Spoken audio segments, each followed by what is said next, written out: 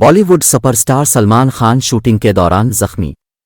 भारतीय media reports के मुताबिक सलमान खान इन दिनों अपनी आने वाली थ्रिलर फिल्म टाइगर 3 की शूटिंग में मसरूफ हैं।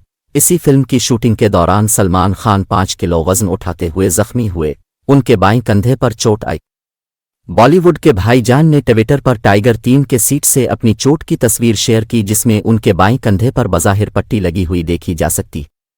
सलमान खान ने तस्वीर के साथ लिखा कि जब आपको लगता है कि अब दुनिया का बोझ अपने कंधों पर उठा रहे हो, दुनिया को छोड़ो, 5 किलो का डंबल उठाकर देखो, टाइगर जख्मी है।